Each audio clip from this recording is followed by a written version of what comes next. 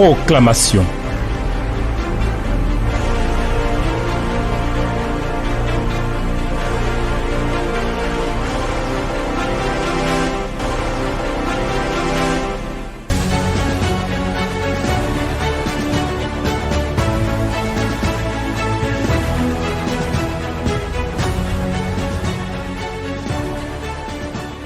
Mon Seigneur et mon Dieu, mon Père élevé d'éternité en éternité, reçois l'honneur et la gloire et la louange et l'élévation et la célébration. Tu es digne, Éternel, de recevoir nos louanges. C'est pourquoi nous te bénissons et c'est pourquoi nos cœurs s'attachent à toi aussi fermement que tu es Dieu. Merci. Merci pour cette saison de grâce dans laquelle tu nous conduis. Merci Seigneur. Merci pour la fidélité que tu engages, Éternel des armées, dans ce temps de la fin de cette année. Merci. Nous sommes encore là aujourd'hui parce que ta parole nous propose, ta parole nous dispose des actions divines sur lesquelles nous voulons nous appuyer. Béni sois-tu pour ce temps de proclamation. Béni sois-tu pour l'ensemble des auditeurs, pour la grâce que tu leur fais. Au nom de Jésus. Amen. Alors, chers amis, on est en train de bâtir quelque chose. La faveur de Dieu va se manifester entièrement. Et toutes les situations, tout ce qui pouvait être un frein, un blocage, va être levé complètement. Ah oui, il faut que nous travaillions. Il faut que nous travaillions. Et en l'occurrence, avec le livre d'Esther, ah oui, il y a un travail que Dieu nous accorde de faire. C'est pourquoi aujourd'hui encore, je vous invite à aller avec moi dans Esther chapitre 7. Nous allons lire le verset 8 au verset 10. Dans le chapitre 8, nous allons lire le verset 1 et 2. Esther chapitre 7, verset 8 à 10. Voici ce qui est écrit.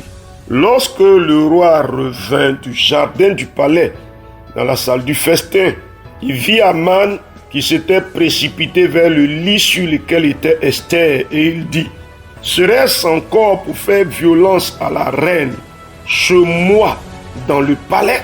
Dès que cette parole fut sortie de la bouche du roi, on voila le visage d'Aman, et Arbona, l'un des eunuques, dit en présence du roi: voici le bois préparé par Aman pour Mardochée, qui a parlé pour le bien du roi, est dressé dans la maison d'Aman, à une hauteur de 50 coudées. Le roi dit qu'on y pende Aman. Et l'on pendit Aman au bois qu'il avait préparé pour Mardochée, et la colère du roi s'apaisa. Chapitre 8, versets 1 et 2. En ce même jour, le roi Assyrus donna à la reine Esther la maison d'Aman, l'ennemi des Juifs, et Mardochée parut devant le roi, car Esther avait fait connaître la parenté qui l'unissait à elle. Le roi ôta son anneau qu'il avait repris à Aman et le donna à Mardochée.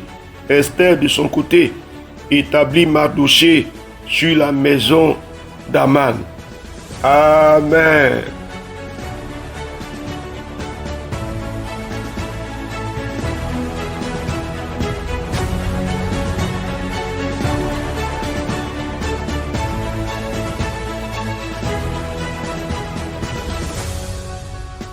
Ah oui, chers amis, c'est vrai qu'on peut penser que ça ressemble à une proclamation que nous avons faite dans les jours précédents. Mais il y a quelque chose de spécifique ici qui va attirer notre attention. Ah oui, le méchant dans sa position, il est dépouillé. Oui, c'est-à-dire c'est parce qu'il avait cette autorité, c'est parce qu'il avait cette position. C'est vrai qu'ici, dans le cas de Aman, Aman a été pendu. Mais personne de la maison d'Aman ne va profiter de ce privilège-là. Non, c'est fini. Ce privilège, tous les privilèges qui étaient la possession, l'héritage d'Aman ont été transférés. Chers amis, on ne s'amuse pas avec ça. Ah oui, c'est parce que ils pensent être privilégiés, ils pensent être en position privilégiée, qu'ils prévoient des malheurs, de mauvais desseins pour détruire ma maison, pour détruire ma famille, pour me détruire dans mon travail, dans ma vie sociale. Mais ça ne continue pas. Non. Ça ne continue pas. Écoute ici. Il dit le roi ôta son anneau qu'il avait repris à Haman. Ah oui. Ah oui. Je veux que tu dises transfert de privilèges. Seigneur, au nom de Jésus-Christ. Vous savez, quand quelqu'un pense, par exemple dans le travail, dans la vie professionnelle, quand quelqu'un pense que sa position l'autorise à faire beaucoup de choses, mais il va vous faire souffrir à cause des privilèges. On l'a mis à un poste élevé. Donc lui, il va vous faire souffrir dans le travail. Mais je veux que tu déclares maintenant, au nom de l'Éternel, parce que j'appartiens à l'Éternel, un transfert de privilèges, au nom de Jésus-Christ. Le méchant qui se sert de ses privilèges pour me troubler, j'ai dit un transfert de privilèges. Cher ami, que de coups bas. Non, c'est pas possible. On ne peut pas être aussi méchant que ça. Mais la position dans laquelle tu es, il faut t'en servir pour aider les autres. Ou bien, cher ami, regardez nos familles. Quelqu'un qui est vu comme un ancien, comme un père, à qui on doit donner tout le respect, toute la considération due à son rang, qui se sert de cette position-là pour affliger les enfants des autres. Mais ça ne continue pas. Non, ça ne continue pas. Non. Je dis la persécution rattachée au privilège s'arrête. Nom de Jésus-Christ, cher ami, dis quelque chose. Déclare quelque chose. Seigneur, ça ne continue pas. Au nom de Jésus-Christ. Ah oui, dans ma maison, nous ne souffrons plus de la position privilégiée de ceux qui nous font du mal. Au nom de Jésus-Christ. Dans le ministère, dans ma vie professionnelle. Vas-y, cher ami, il faut prononcer. Dans ma vie d'église. Au nom de Jésus-Christ, je refuse que ça continue. Au nom de Jésus-Christ, le Dieu de gloire à qui j'appartiens, agit en ma faveur. Regardez ce Mardochée. Non, ça ne continue pas. La persécution de la position privilégiée ne continue pas. Non, ça ne continue pas. Au nom de Jésus-Christ. Cher ami, il faut dire quelque chose. Est-ce que Dieu peut te faire du bien? Est-ce que Dieu peut te sauver? Mais attends. Mais les rapports, mauvais rapports sur toi, au travail, mauvaise décision, parce qu'il n'aime pas ta tête. Mais est-ce qu'on lui a demandé d'aimer ta tête? On dit de travailler ensemble, un point c'est tout. Non, ça ne continue pas. La persécution des positions privilégiées ne continue pas. Cher ami, dis quelque chose. Il faut le déclarer. Il faut le déclarer au nom de Jésus-Christ. Ça ne continue pas, ça ne continue pas. Seigneur, je déclare, Éternel des armées, la persécution rattachée aux positions privilégiées ne continue pas contre moi, contre ma maison, contre ma vie professionnelle, contre ma vie de ministère. Je dis non, nom de Jésus-Christ, cher ami, je ne comprends pas pourquoi vous êtes quelque part dans un environnement de travail et puis un chef nourrit de mauvais projets pour ses administrés, pour les agents qui travaillent avec lui. Je ne comprends pas. Non, je ne comprends pas. Bon, c'est parce qu'il a des privilèges. Maintenant, on peut le déclarer. On dit quoi? Que le roi ôta son anneau qu'il avait repris à Haman. Au nom de Jésus-Christ. Les signes des privilèges sont enlevés aux méchants. Au nom de Jésus-Christ. Vas-y, cher ami. Déclare-le. Oh Seigneur, le méchant qui me persécute. Le méchant qui persécute ma vie. Le méchant qui me persécute dans ma vie professionnelle. Le méchant qui me persécute dans ma position professionnelle. Je déclare, ces privilèges lui sont enlevés. Par le nom de Jésus-Christ, la puissance de l'Éternel agit en ma faveur. Et ces privilèges lui sont enlevés. Au nom de Jésus-Christ. Ah oui, ils lui sont enlevés. Regarde, les privilèges ont été transférés à Mardochée. La maison de Haman a été donnée à Esther. Ah oui, transfert de privilèges. Ils lui sont enlevés. Il est père.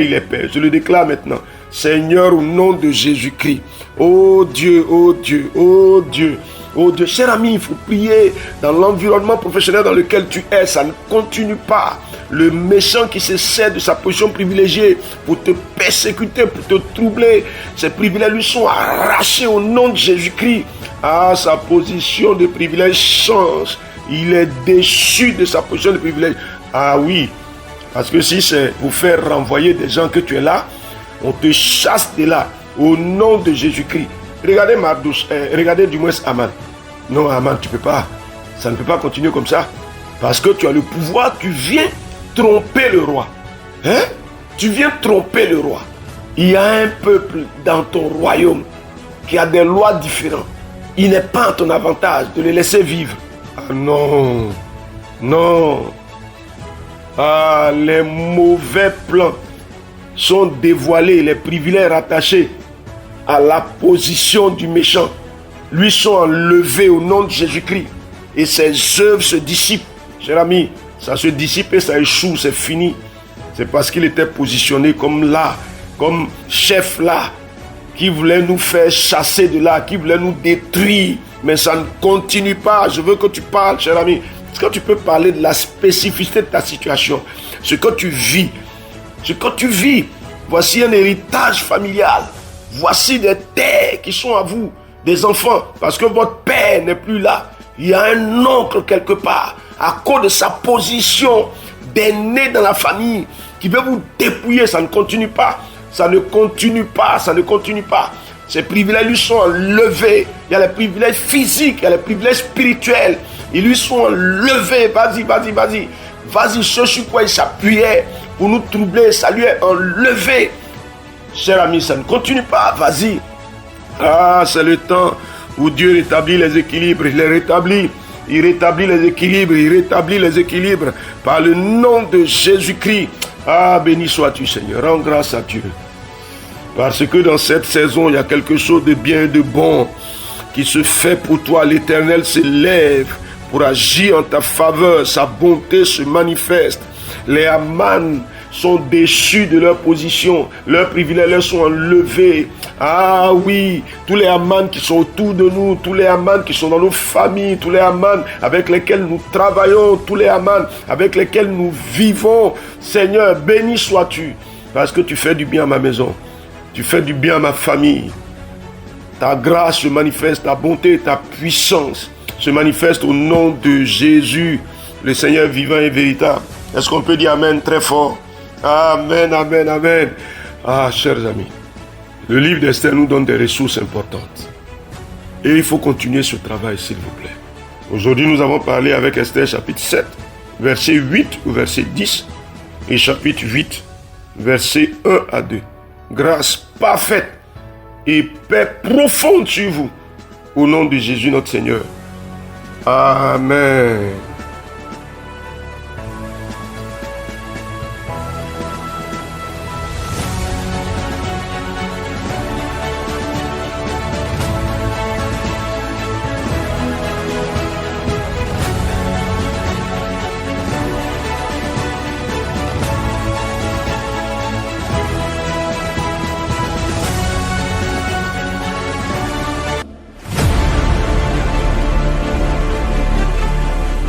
Proclamation. Dieu bénisse votre journée.